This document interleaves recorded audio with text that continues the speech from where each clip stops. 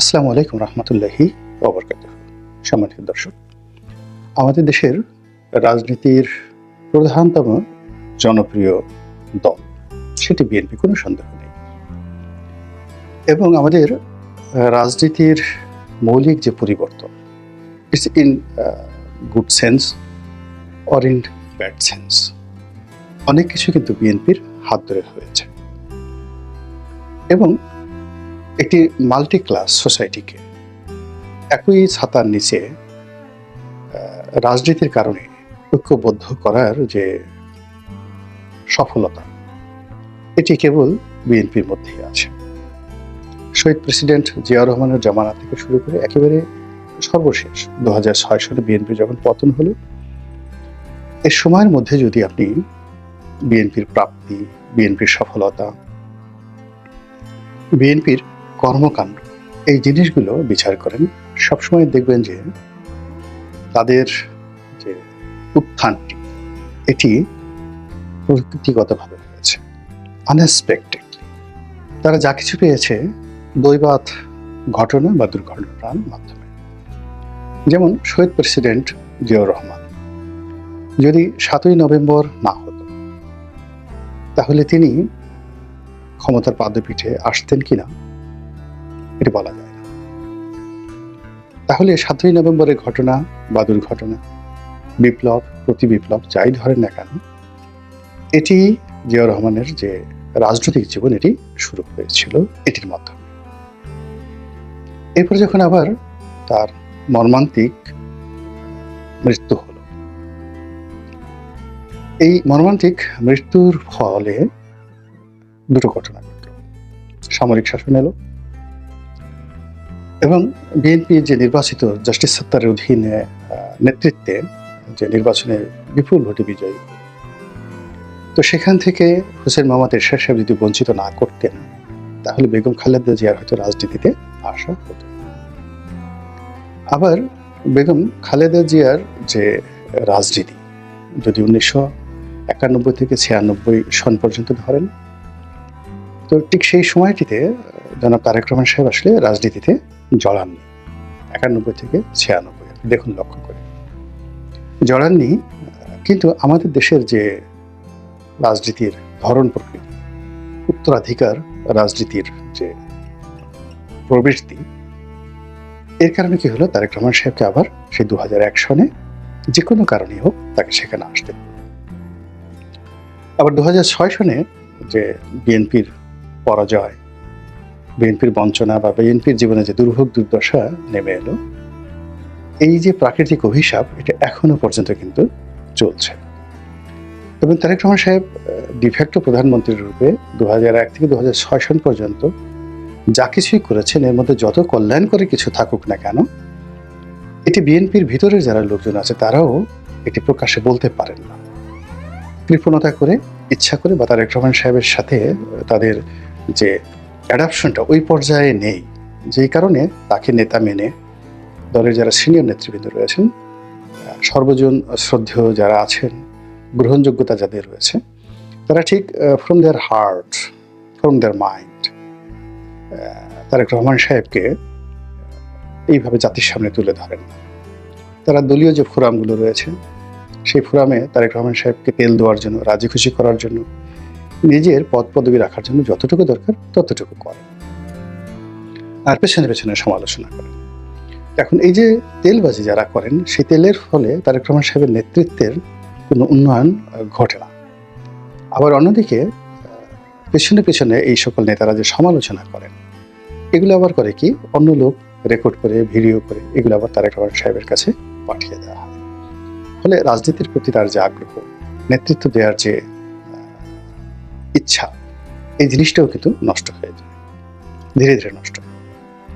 তার ফলে কি হলো যে এই 2006 থেকে আজ অবধি একদিকে আওয়ামী লীগের জুলুম নির্যাতন, অন্যদিকে যে বাস্তব অবস্থা, সেই বাস্তব অবস্থার কারণে যে পরিবারতন্ত্র, আওয়ামী লীগে যেভাবে পরিবারতন্ত্র, তার কাউন্টার বিএনপিতে পরিবারতন্ত্র, তারপর জাতীয় পার্টিতে পরিবারতন্ত্র, সেই পরিবারতন্ত্রের জায়গাতে বিএনপি কেবলই অবদমিত হয়েছে, কেবলই হারিয়েছে।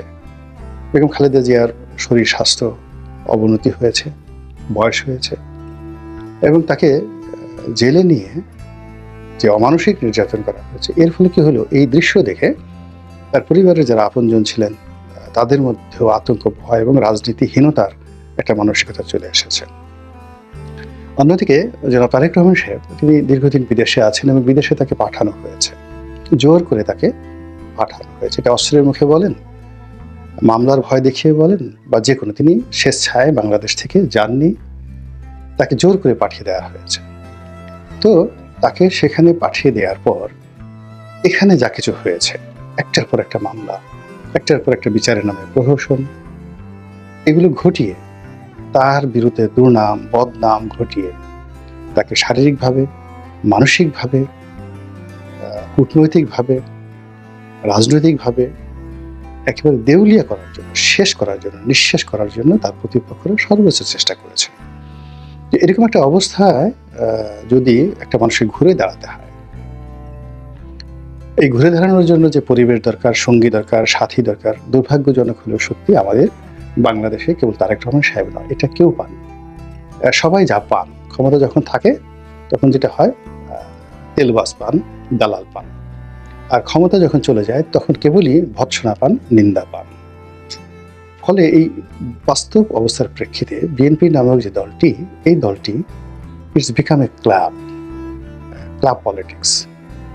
আর রাজপথে আমরা যে সমাবেশ দেখি, এটা হলো জনপ্রিয়তা।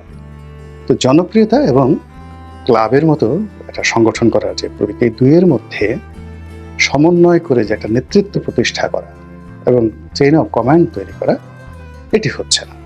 ফলে দলের বিরুদ্ধে মনোনয়ন বাণিজ্য করা, তারপর কমিটি গঠন করা, এরপর বিভিন্ন এলাকাতে সুযোগ সুবিধা পেলেই দুর্নীতি করা, এই জিনিসগুলো যেভাবে সামনে চলে এসেছে, তার বিপরীতে এই দলটির যে ভূমিকা এই জাতির গঠনের জন্য, উন্নয়নের জন্য, সেটা কখনোই আসেনি।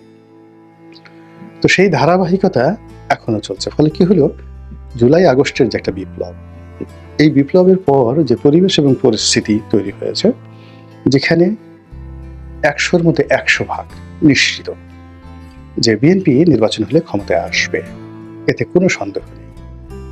সেই সম্ভাবনাটাকে যারা ভয় পান, তারা এই বিএনপির মধ্যে, ভিতরে এবং বাইরে অসংখ্য বিভেদ তৈরি করে ফেলেছেন, এবং বিএনপির ইমেজ তৈরি হবে, ইমেজ গঠন করবে, এরকম কোনো পরিকল্পনা তৈরি হচ্ছে না।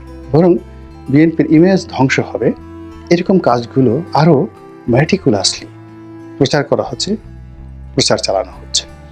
যেমন ধরুন, বিএনপির দীর্ঘদিনের মিত্র জামায়াত ইসলামী, এখন জামায়াত ইসলামী যখন একটা কথা বলে মুখ দিয়ে, এক জালেম গেছে আর এক জালেমকে আমরা চাই না, এটি সঙ্গত কারণে বিএনপিকে ইঙ্গিত করা হয়ে যায়। আবার ধরুন, জনাব তারেক রহমান সাহেব, যিনি ভবিষ্যতের প্রধানমন্ত্রী হবেন, তো তার সঙ্গে সম্পর্ক থাকবে কার? ব্রিটিশ যারা সাবেক প্রধানমন্ত্রী, সেটা টনি ব্লেয়ার হতে পারে, ডেভিড ক্যামেরুন হতে পারেন। আমাদের বাংলাদেশের, আমাদের মতো একজন সাধারণ সাংবাদিক, লেখকের সঙ্গে যদি ডেভিড ক্যামেরুনের সম্পর্ক থাকতে পারে, অন্য দেশের প্রধানমন্ত্রীদের সঙ্গে সম্পর্ক থাকতে পারে, সাবেক বা প্রধান, তাহলে তারেক রহমান সাহেবের যে বন্ধুত্বের যে লেভেলটা, সেই লেভেলটা যদি ঠিক ওইরকম পর্যায়ে না হয়ে, তিনি যদি তার প্রয়োজনের জন্য তার দলের ইউনিয়ন পর্যায়ের নেতাকর্মী, তাদের উপর নির্ভর করতে হয়, কিংবা রাজপথের প্রেস ক্লাবের সামনে এই ছোট ছোট মদন পার্টি যেগুলো আছে, সেই মদন পার্টিদের প্রেসিডেন্টে যদি জনাব তারেক রহমানকে শ্রম ব্যয় করতে হয়, তাহলে তার এত বড় যে সংগঠন, এত বড় দল, এগুলো কেন আছে, কি করছে? ফলে কি হলো, এই যে গত 100 দিনের মধ্যে এই জাতিকে চমক দেখানোর জন্য কোনো রাজনৈতিক কর্মকাণ্ড, নেতৃত্ব প্রতিষ্ঠা, তারপর দেশকাল জনপদে রাজনৈতিক কর্তৃত্ব প্রতিষ্ঠা করা, এর একটাও বিএনপি কিন্তু করতে পারেনি। কিন্তু এই সময়ের মধ্যে প্রত্যন্ত অঞ্চলের যত রকম নেতিবাচক বদনাম হয়েছে রাজনীতিবিদদের, মানে আওয়ামী লীগের যে বদনামগুলো ছিল, ঠিক সেই বদনামগুলো এখন সেনাবাহিনীর উপর আসেনি, পুলিশের উপর আসেনি, সমন্বয়কদের উপরে আসেনি, জামাতের উপর আসেনি, তারপর যারা আরো ছোট ছোট রাজনৈতিক দল আছে তাদের উপর আসেনি। তাহলে কাদের উপরে এসেছে?